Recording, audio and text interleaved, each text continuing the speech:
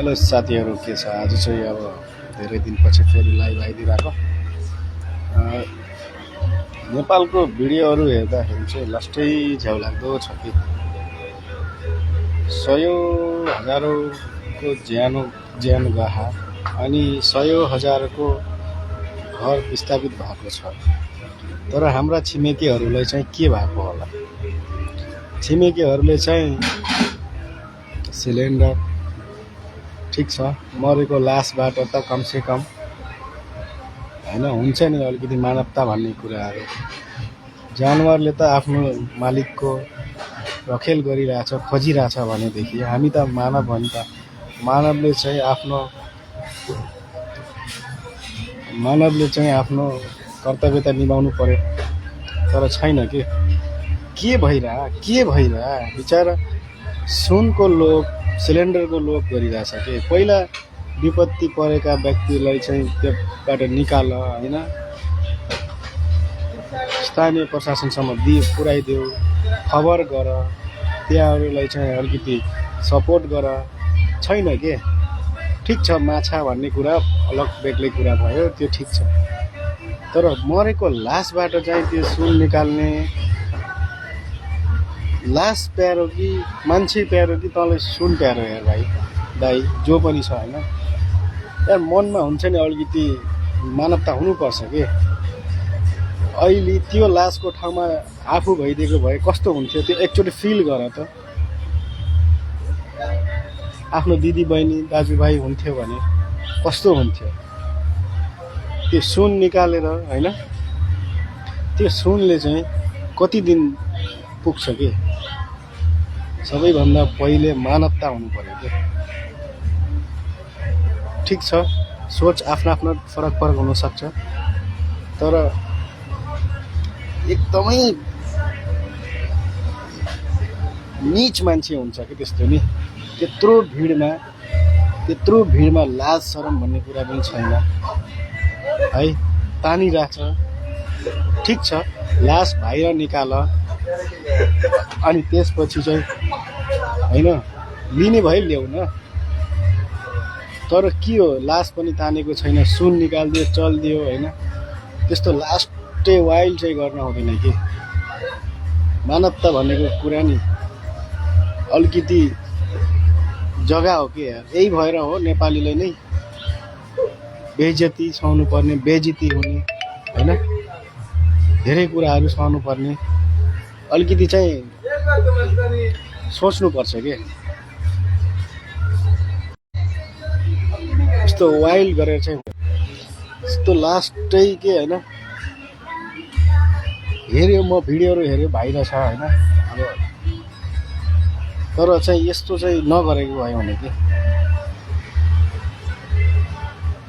कति घर उब्जियो कि, कतिको घर परिवारदेखि टाढा छ, परिवारदेखि बिछोडियो,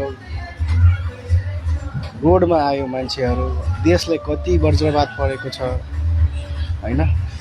ठिक छ, माछाहरू भन्ने कुराहरू त्यो अलग कुरा हो, त्यो ठिक छ, त्यो केही फरक पर्दैन, त्यो गर। तर साथमा आएको लासहरू निकाल, जानवरहरू निकाल, साइडमा लगाऊ। आफ्नै देशको लागि हानिकारक हुनसक्छ। पानीले पछि किराहरू परेर त्यसले चाहिँ जन्डिसहरू, यताउति अन्य भाइरल रोगहरू ल्याउन सक्छ। छैन के। पैसा सुन चाहियो होइन, सुनको लागि मात्रै मान्छेहरू चाहिँ सुन सिलिन्डर, त्यो खाली सिलिन्डर लगेर कहाँ भर्छ हौ? भोलि त्यो राज्यले, सबैलाई थाहा छ राज्यले कि यस्तो भएको, यो सिलिन्डरहरू यति चाहिँ हाम्रो तथ्याङ्कबाट छैन भने पनि त्यो कहाँ लगेर बेच्छौ, कहाँ लगेर भर्छौ, कहाँ लगेर के गर्छौ तिमीहरू? कम्पनीको पास त पुरा डेटा हुन्छ नि त, यो यति सिलिन्डर, यति नम्बरको सिलिन्डर यो ठाउँमा गएको थियो है भनेर। त्यही ठाउँमा बाढी आएको सिलिन्डरहरू त्यही नम्बर तिमीहरूसँग पऱ्यो भने कसरी त्यसलाई एक्सचेन्ज गर्छौ या त्यसलाई भर्छ कि? अलिकति सोच न। खतम छ हाम्रो देश होइन। परेको बेलामा आफ्नै घर परिवारले त साथ दिन्न। हुन त अब ठिक छ, त्यो चाहिँ अब आफ्नो व्यक्तिगत धारणा र व्यक्तिगत सोच हो। तर अलिकति मनमा लागेको कुरा के हो भने नि, यो बिल्कुल ठिक होइन कि। यस्तो चाहिँ नगरौँ। मेन भनेको सक्छ भने जहाँ छ त्यहाँबाट सहयोग गरौँ, सकिन्न भने कमसेकम निज काम त नगरौँ न। ठाउँमै भएको मान्छेले त त्यो लास बाहिर निकालेर त्यसलाई सम्बन्धित ठाउँसम्म लगेर हुन्छ कि नभए पनि खबर गरेर हुन्छ, कसरी हुन्छ त्यसको पहिचान खोल्नेतर्फ लाग्नुपर्छ कि त्यसको कानमा लगाएको मरेको लासबाट सुन लुच्ने भनेको कस्तो खालको नियत भएको मान्छे हो। ठिक छ, नेपाल सरकारले पनि अब होइन कारवाही हुन्छ भनिसकेको छ, ठिक छ कारवाही हुनुपर्छ, तर अलिकति त्योभन्दा कारवाही हुनुभन्दा पहिला यो स्थिति आउनै दिनु भएन कि के गर्दा ठिक होला के गर्दा बेठिक होला भन्ने कुराहरू मानवले अलि छुट्याउन सक्नुपर्ने क्षमता चाहिँ मस्तिष्कमा दिएर पठाएको छ नि त। त्यसलाई प्रयोग गर्ने भन्ने कसरी प्रयोग गर्ने भन्ने कुराहरूमा चाहिँ फरक पार्छ कि भिडियो हेरेर चाहिँ होइन जस्तै हुन्छ नि पीडा जस्तो के। अब अहिले आफ्नो बहिनी छोरी श्रीमतीलाई त्यस्तो भइदिए भए कस्तो फिल हुन्थ्यो, त्यहाँ गएर एकचोटि सोच न, त्यो ठाउँमा एकचोटि फिल गर त। त्यस्तो गर्ने होइन नि यार। हो देशलाई अब प्राकृतिकले अब हामीले केही गरेर रोकिँदैन, त्यो भइगयो ठिक छ, तर त्यसमा चाहिँ साथ दिने हो कि कसरी गर्दा ठिक होला, कहाँबाट कसरी त्यो फेरि राम्रो गर्ने भन्नेतिर लाग्नुको साट हो।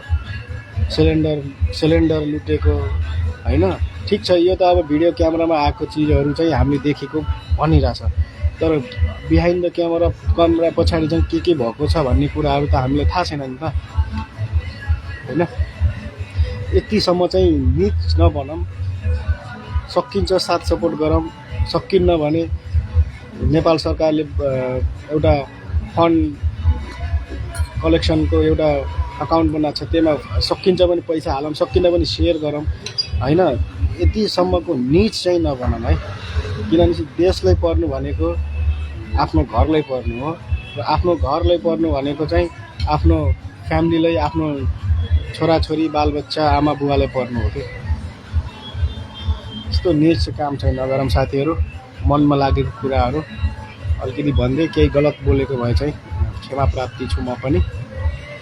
र चाहिँ देशले चाहिँ धेरै कुराहरू गुमाएको छ, सो तिनी कुराहरूलाई चाहिँ अब सबैले देखिरहेको सुनिरहेको र भोगिरहेको पनि हो।